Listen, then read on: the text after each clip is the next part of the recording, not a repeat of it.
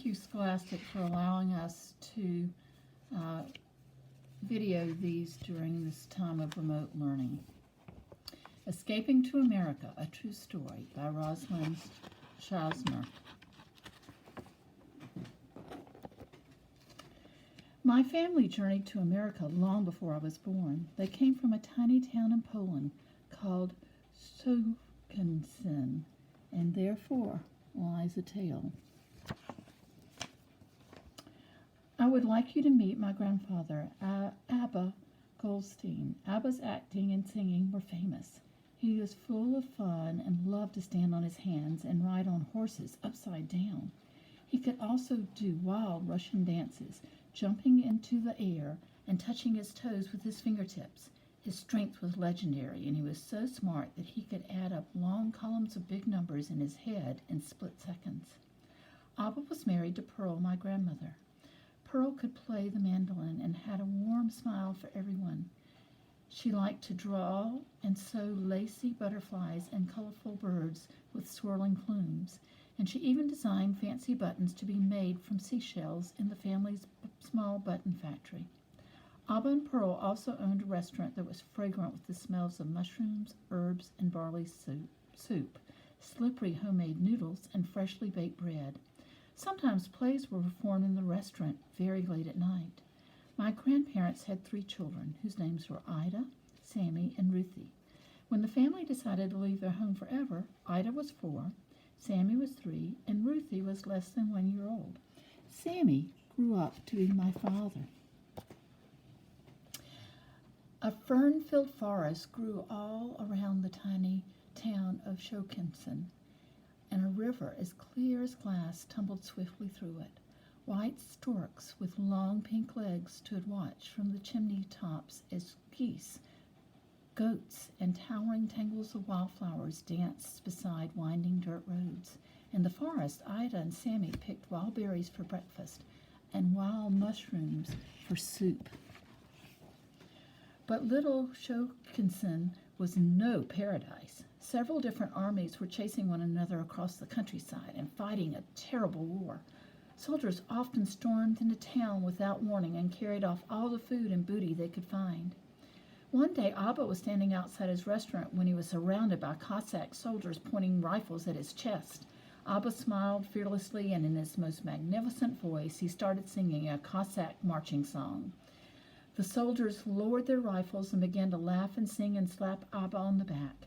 Finally, still singing, they got up on their horses and rode away. Another time, 3 soldiers on horseback attacked the family as they rode in their cart with Pearl's father. They threatened to cut off his long red beard, which his religion forbid him to cut. And one soldier started swinging a bayonet at Abba's neck.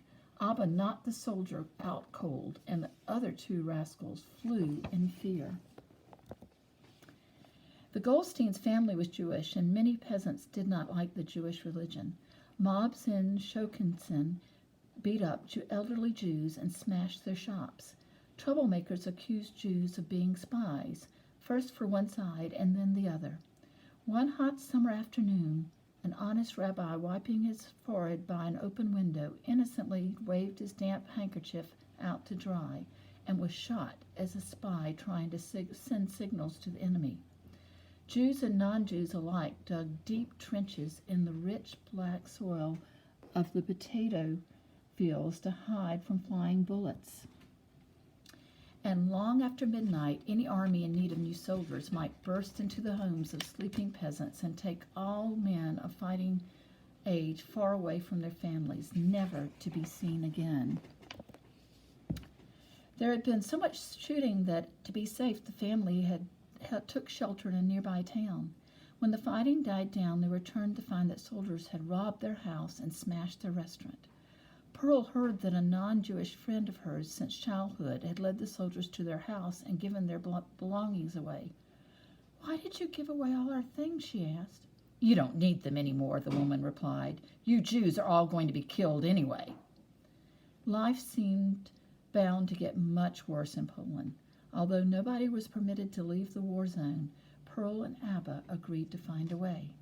The family believed that their best hope for a new life lay in America. But no more Polish people were allowed to enter the country.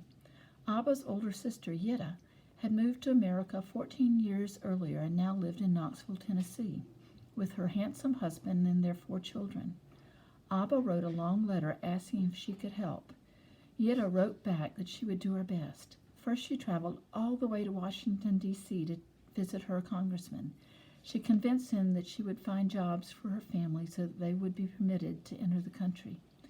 Then she gathered the huge stack of official papers they would need, bought them tickets for passage aboard the Dutch ship Rosalyn, and sent everything to Poland with a Knoxville woman who took documents to Jewish people moving to America. By August 1921, everything was ready. Each of the travelers packed one everyday outfit, one dressy outfit, and a pair of galoshes into some wicker suitcases and bundles made of blankets tied with ropes. Only a few small treasures were added: some photographs, a puffy blue comforter filled with goose down, a few hand-woven tablecloths, and empty pillowcases with fancy tassels, and Pearl's shiny red wedding dress. Pearl's mother pleaded with her to bring the family's silver Sabbath candlesticks and wine cups, but Pearl could not bear to take these special things away from the family members who decided to stay in Shokensen. Abba and Pearl also knew that soldiers and robbers were likely to take from them anything of value, so everything else they owned and all their money had to be left behind. The day they left, the travelers and their brothers and sisters and parents staying behind hung a big fancy blanket and 3 paintings on the side of a barn. Then they posed for a photograph showing the whole family together for the last time. Everyone was crying. A clever trick was planned to get out of the war zone without being caught. First, everyone hid their luggage beneath a false bottom in the hay wagon. Then Abba took cover underneath a big pile of hay with farm tools sticking out of it so that he wouldn't be captured by soldiers and drafted in some army, or worse. Dressed as farmers going to the fields, Pearl and the 3 children sat in front of the wagon with a driver disguised as a very old man. A pet cow walked beside the wagon to supply milk for the children. All went well until a cloud of dust arose in the distance. Abba sprinted into the woods where he could scout ahead without being seen. Many soldiers soon surrounded the wagon and stabbed their sharp bayonets deep into the hay to see if anyone was hiding. They made Pearl trade one of her wagon wheels for a broken one from their supply wagon. Then, as the children cried, a soldier took the pet cow to the edge of the road and killed it for food. The wagon limped slowly toward the town of Plinsk. If they could arrive on time, a train would take the family all the rest of the way to the ship in Danzig. At the last possible moment, they arrived at the train station, and wonders of wonders, there was the Knoxville woman bringing all the papers and tickets from America. She even gave a bag of flat rolls shaped like ducks to the children. To little Sammy's delight, everyone boarded a train with a noisy steam engine. Sammy had always loved to pretend that he was driving a train, but he had never seen one in real life. He saw the scenery flash by out of the open glass windows and watched the billowing smoke from the smokestack make the passengers sooty. At last the family reached the ship bound for America. A flood of other passengers poured inside, wearing colorful clothes from many different countries and speaking in many different languages. The vast blue ocean seemed to sparkle with the promise before them. First-class passengers stayed in fine cabins up on deck, but the Goldstein family and many others traveling in steerage were packed like sardines down below, where it was dark and smelly and full of bugs.